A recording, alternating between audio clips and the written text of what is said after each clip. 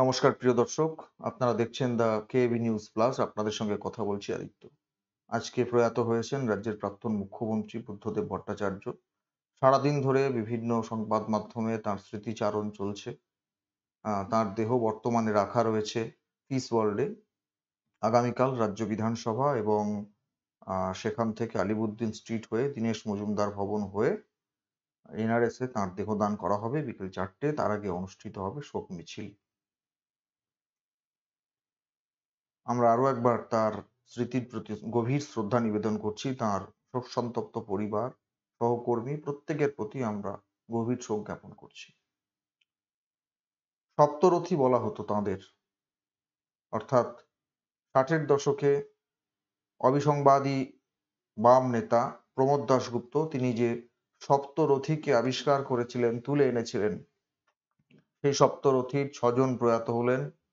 শেষতম বিমান বসু, তিনি এখনো পর্যন্ত জীবদ্দশায় রয়েছেন। সেই সপ্তরথীর শেষতম বিমান বসু আজকে তিনি শোক বিহ্বল হয়ে পড়েছেন তার বন্ধু বুদ্ধদেব ভট্টাচার্যকে হারিয়ে। শুধু একটা কথাই বলতে পেরেছেন পাম অ্যাভিনিউর বাড়ি থেকে বেরোবার সময় সাংবাদিকদের প্রতি, যে যখন আমি বসেছিলাম সেখান থেকে উঠে দাঁড়াতে কষ্ট হচ্ছিল, আমার বন্ধু আজকে চলে গেল, আমি কিছু বলতে চাইছি না, কিচ্ছু না। এরপর তিনি সাদা রঙের যে বোলেরো গাড়ি পার্টির, সেই গাড়িতে উঠে চলে যান। সপ্তরথী কারা কারা? প্রমোদ দাশগুপ্ত যাদের তুলে এনেছিলেন সংগঠনে এবং পরবর্তী সময়ে সরকার পরিচালনার কাজে যারা গুরুত্বপূর্ণ অবদান রেখেছিলেন, আপনারা জানেন সবাই। অনিল বিশ্বাস, দীনেশ মজুমদার, শঙ্কর গুপ্ত, শ্যামল চক্রবর্তী, সুভাষ চক্রবর্তী, বুদ্ধদেব ভট্টাচার্য এবং বিমান বসু। আমি প্রত্যেকের ছবি পেলাম, খালি শঙ্কর গুপ্তর ছবিটা অনেক আগের, তিনি অনেক আগেই প্রয়াত হয়েছেন, সুতরাং সেটা এখনো সেভাবে পেলাম না। পরবর্তীকালে পেলে আপনাদের নিশ্চয়ই দেখাবো। অনিল বিশ্বাস এবং বিমান বসু তারা সব সময় সারা জীবন সংগঠনে কাজ করেছেন। তারা কোনোদিন সরকার বা প্রশাসনিক কোনো কাজে যুক্ত হননি। বাকি যে 5জন তারা বিভিন্ন সময়ে বাম সরকারের মন্ত্রী ছিলেন বা জনপ্রতিনিধি নির্বাচিত হয়েছিলেন। দীনেশ মজুমদার তিনিও বিধায়ক নির্বাচিত হয়েছিলেন। শঙ্কর গুপ্ত, শ্যামল চক্রবর্তী, সুভাষ চক্রবর্তী, বুদ্ধদেব ভট্টাচার্য এরা প্রত্যেকেই সরকারে কাজ করেছেন। তার মধ্যে বুদ্ধদেব ভট্টাচার্য 11 বছর মুখ্যমন্ত্রী ছিলেন, আর তার আগে দীর্ঘদিন তিনি বিধায়ক হিসেবে কাজ করেছেন। তো অনিল বিশ্বাস আপনারা জানেন 2006-এ তিনি 26শে মার্চ নির্বাচনের ঠিক আগে মস্তিষ্কে রক্তক্ষরণ হয়ে তার প্রয়াণ ঘটে। দীনেশ মজুমদার অনেক আগে প্রয়াত হয়েছিলেন, মাত্র 43 বছর বয়সে 1980 সালে তার প্রয়াণ ঘটে। এবং দীনেশ মজুমদার ভবন অর্থাৎ ডিওয়াইএফআই এসএফআই এর যে রাজ্য দপ্তর, সেটা দীনেশ মজুমদারের নামে। শঙ্কর গুপ্ত তিনি এই সপ্তরথীর দ্বিতীয় হিসেবে প্রয়াত হয়েছিলেন 1983 সালে, মাত্র 42 বছর বয়সে। শ্যামল চক্রবর্তী তিনি প্রয়াত হয়েছেন আপনারা জানেন 2020 সালে, এই কোভিড চলাকালীন 2020 সালের 6 অগস্ট শ্যামল চক্রবর্তীর প্রয়াণ ঘটে। তার অনেকটা আগে 2009 সালের 3 অগস্ট, 3রা অগস্ট সুভাষ চক্রবর্তী প্রয়াত হন ক্যান্সার আক্রান্ত হয়ে। একজনই বুদ্ধদেব ভট্টাচার্য আজকে 8ই অগস্ট 2024 তিনিও চলে গেলেন। আজকে বারবার ঘুরে ফিরে আসবে এই সপ্তরথীর কথা। এ রাজ্যের বাম আন্দোলনে, গোটা দেশের বাম আন্দোলনে যাদের ভূমিকা, যাদের অবদান স্বর্ণাক্ষরে লেখা থাকবে। অনিল বিশ্বাস আপনারা জানেন তিনি একদিকে যেমন সিপিআইএম এর রাজ্য সম্পাদক হিসেবে খুব গুরুত্বপূর্ণ ভূমিকা পালন করেছিলেন, গণশক্তি পত্রিকার সম্পাদক হিসেবে কাজ করেছিলেন, আজীবন সংগঠনে কাজ করেছিলেন। বিমান বসুও তাই, তিনি পার্টির রাজ্য সম্পাদক, তিনি পার্টির কেন্দ্রীয় কমিটির সদস্য, পলিট ব্যুরোর সদস্য, বামফ্রন্টের চেয়ারম্যান ইত্যাদি পদে থেকে দীর্ঘদিন গুরুত্বপূর্ণ ভূমিকা পালন করে চলেছেন। আমরা চাই বিমান বসু দীর্ঘদিন এভাবেই সুস্থ, সবল, সতেজ থেকে তিনি কাজ করে যান। দুজন ছিলেন, দুই বন্ধু। আজকে একজন চলে গেলেন, শ্যামল চক্রবর্তীও কয়েক বছর আগেই চলে গেছেন। স্বাভাবিকভাবেই বিমান বসু শোক বিহ্বল।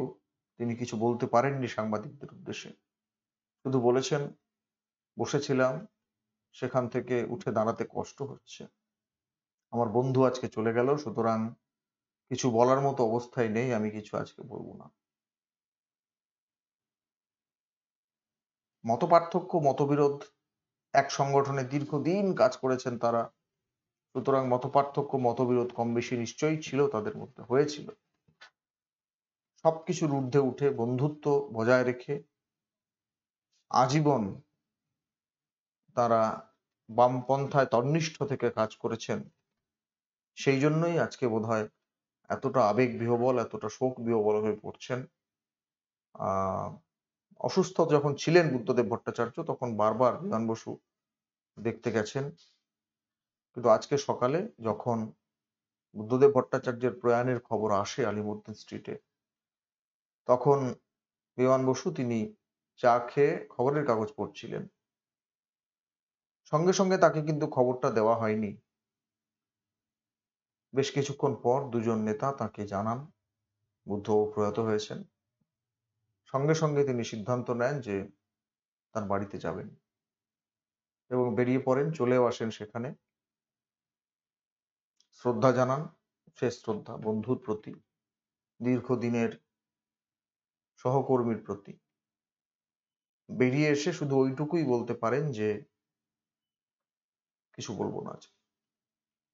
কালকে আলিমুদ্দিন স্ট্রিটে যখন তার মরদেহ নিয়ে যাওয়া হবে, তখন সেখানে হয়তো বন্ধু আবারও শ্রদ্ধা জানাবেন, বিমান বসু শ্রদ্ধা জানাবেন। রাজ্য বিধানসভায় যখন নিয়ে যাওয়া হবে, তখন বিধায়করা, প্রাক্তন বিধায়ক হয়তো সম্মান শ্রদ্ধা জানাবেন, বিধানসভার অধ্যক্ষ শ্রদ্ধা জানাবেন। কিন্তু বারবার আলোচনায় থেকে যাবে এই সপ্তরথীর আলোচনা, তাদের স্মৃতিচারণ।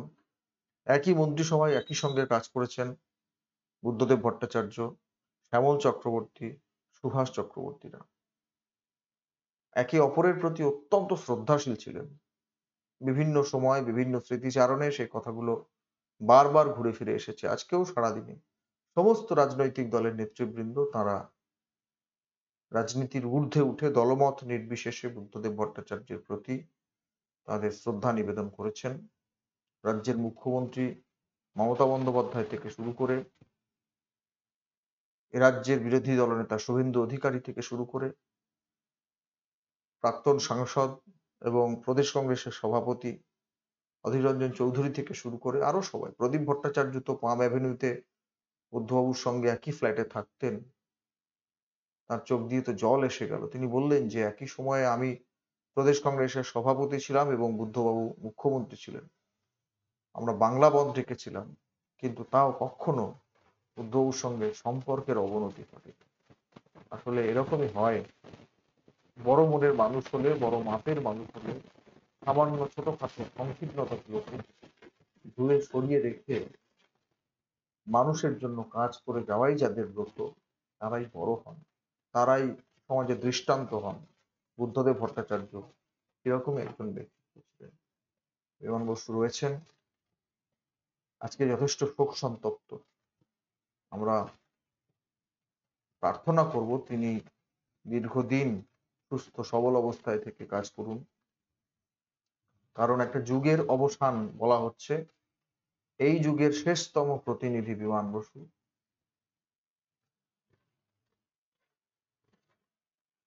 এই যে সপ্তরথীর আলোচনা বারবার হচ্ছে, আলোচনা হতেই থাকবে। বিমানবাবু তিনি যতদিন বলবার নিশ্চিতভাবে ইয়ে তো হবে, মানে আমি বলতে চাইছি যে শোক সভা, শোক সমাবেশ তো হবে। বিমানবাবুর কাছ থেকে আপনারা শুনবেন, তিনি যেটুকু বলবেন আপনারা শুনতে পাবেন।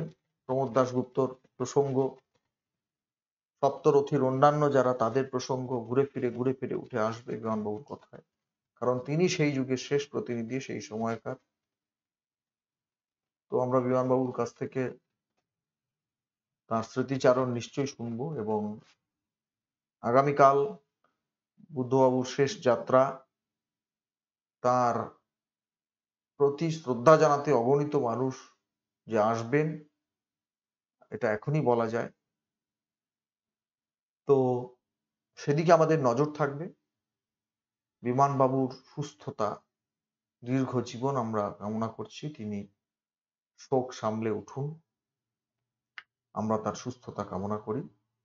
বুদ্ধদেব ভট্টাচার্যের স্মৃতির প্রতি আমরা আরো একবার গভীর শ্রদ্ধা নিবেদন করি। আপনি ভালো থাকবেন, যেখানেই থাকবেন ভালো থাকবেন।